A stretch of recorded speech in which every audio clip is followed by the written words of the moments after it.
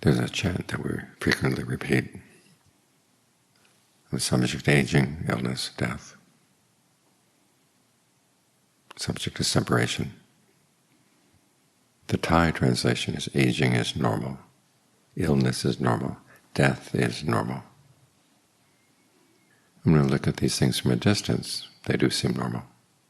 The news that there have been people dying in different parts of the world comes every day. When it comes up close to someone who's close to us, it doesn't seem normal at all. But we've got to get it into the right perspective. There's a king at the time of the Buddha named Vasenati, and he'd come to see the Buddha one day. And as he was talking to the Buddha, one of his courtiers came up and whispered in his ear that his favorite queen had died. And the king just broke down. The Buddha saw that. He asked him, when has it ever been that something that has been born does not age, grow ill, and die?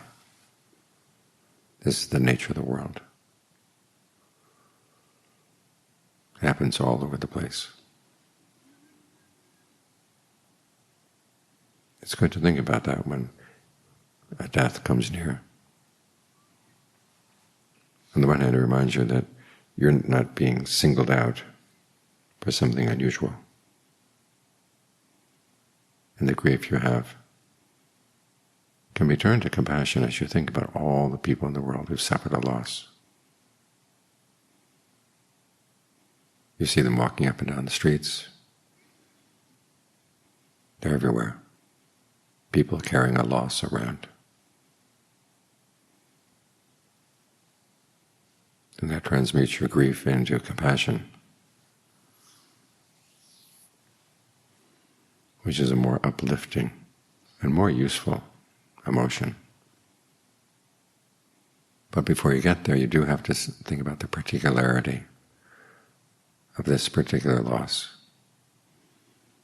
And here the Buddha recommended to the king that there can be eulogies, gifts, listening to wise sayings,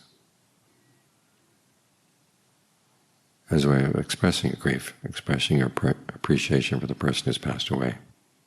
There are some strange thoughts out there that the Buddha would not have you grieve over loss. It's not the case. Arahants don't grieve, but then Arahants are Arahants. Those of us who are not there yet have to give some expression to our grief.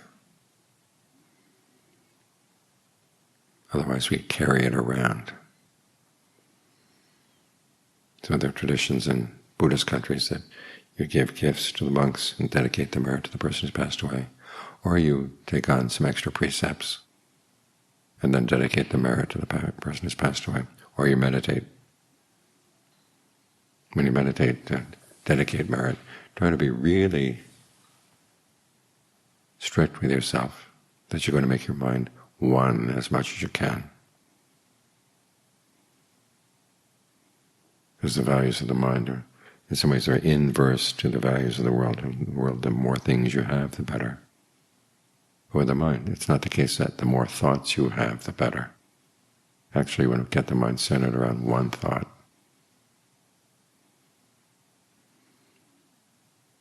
Think of a rare fruit in the market. If there's only one example of that fruit, it's going to have a really high price. If there are lots of them, sometimes you can't sell them in time. They just grow rotten. They get thrown away. Our thoughts are like that. When there's one really good thought, it has a lot of worth, a lot of value. So try to make your mind as one as you can with the breath. And from there, radiate thoughts of goodwill to the person who's died, to all the people who've died today.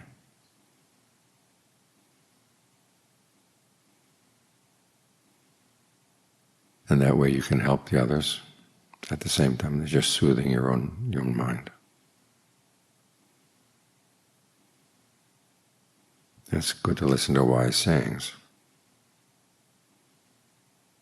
to help put things into perspective.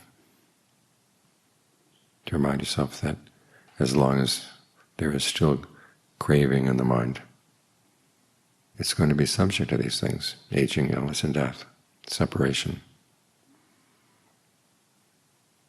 And you have to start thinking about the fact that you're going to go too someday. Are you ready to go? There's a textbook in Thailand that talks about the different ceremonies that are conducted, and divides ceremonies into two types: those that are auspicious and those that are inauspicious. I wonder what's an inauspicious ceremony? Anything connected with death. Now that's a Brahmanical attitude. The Brahmins feel that death is polluting, and you have to have all sorts of chants to protect yourself when you encounter death. And the Buddhist attitude is actually expressed in a sutta, where the Buddha says, if you see a corpse, reflect the fact that your body is of the same nature. Someday it's going to be like that. That gets you to thinking, one, about the value of your attachment to the body, and then two, what is your mind going to have when it has to leave the body? You want it to have good qualities. As the Buddha said, when you survey your mind and you find there's anything in the mind that's unskillful, you should have the same attitude as a man whose turban is on fire or his hair is on fire. You get all your mindfulness and alertness and put all your efforts into putting out the fire. So when greed comes up, think of it as a fire in the mind. Anger, delusion, these are fires in the mind. It's one of the reasons why the Buddha chose Nibbana as the name for the goal. Fires in those times were believed to be an expression of the fire element, which if it was provoked, it would latch on to its fuel and then be agitated and hot. But when it could let go of its fuel, then the fire would go out, return to the fire element. The same way when the mind is attached to greed, aversion, and delusion, it's going to burn. But when it can let go, then it's freed. Notice the greed and aversion and delusion don't latch onto us. We're the ones latching onto them. And when we let go, that's how we're freed.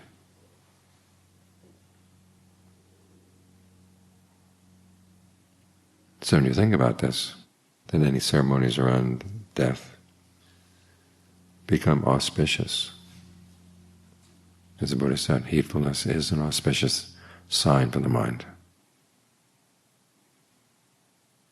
So as the Buddha told the king, once you've expressed your grief, then remind yourself you do have work that needs to be done. If there's no work in the world outside, there's still plenty of work inside the mind. And that's always worth doing. And the good thing about that work inside the mind is when you do it, you're not the only one who benefits. You can dedicate the merit to others who have passed away. You can spread goodwill to those all around you, because you've trained your mind to be less oppressive to itself and less oppressive to others. As you lessen the greed, aversion, delusion in your mind, the people around you are less subject to these things. And that's a gift right there.